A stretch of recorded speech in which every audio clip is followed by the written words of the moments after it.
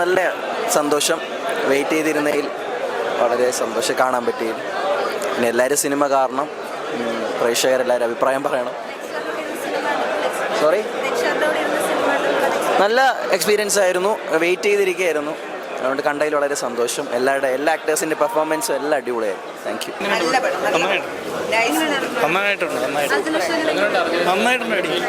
എല്ലാവരും അടിപൊളിയായിട്ടുണ്ട്.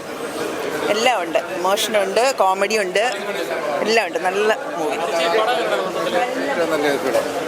നല്ല അഭിനയം, നല്ല സിനിമ, നല്ല സംവിധാനം, എല്ലാം കൊണ്ട് നല്ല സിനിമ. അർജുൻ അശോകനൊക്കെ നല്ലൊരു ക്യാരക്ടറാണ്. നല്ല അടിപൊളിയായിട്ട്, നല്ല സംവിധാനം, എല്ലാം കൊണ്ടും നല്ല സിനിമ. നല്ല അടിപൊളി, നന്നായിട്ട്.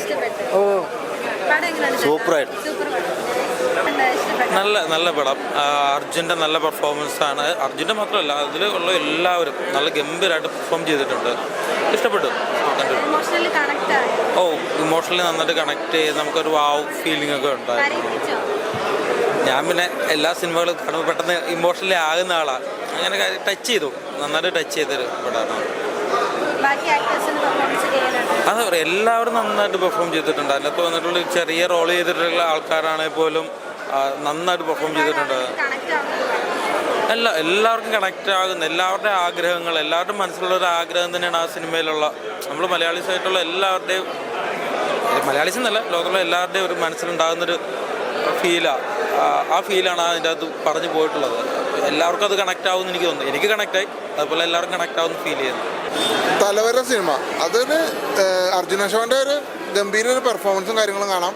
പിന്നെ പടം എന്ന് പറഞ്ഞാൽ ശരിക്കും ഇതിൻ്റെ കഥ എന്ന് പറഞ്ഞാൽ സിനിമയൊക്കെ ആഗ്രഹിക്കുന്ന ഒരാൾക്ക് ധൈര്യം, അത് സിനിമ ആഗ്രഹിക്കുന്ന ഒരാൾക്ക് കണക്റ്റ് ആവുന്ന ഒരു സിനിമയാണ്.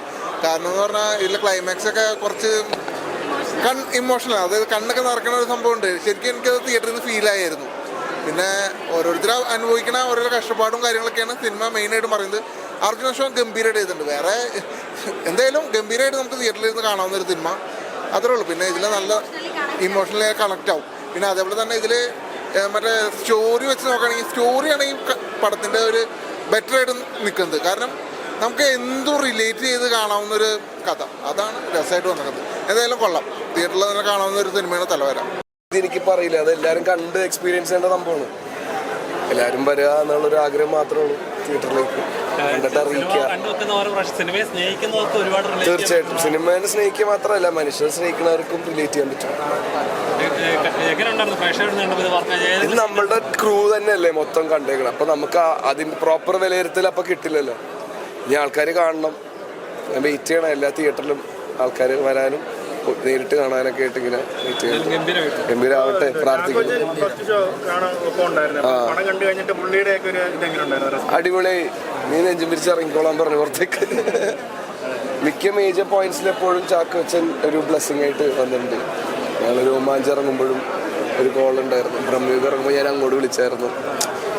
അപ്പം എങ്ങനെയൊക്കെയോ മാജിക്കലി ചാക്കോച്ചൻ്റെ ഒരു പ്രസൻസ് ഉണ്ടാകാറുണ്ട് ലൈഫിൽ. അത് പൊളിയാവട്ടെ എന്ന്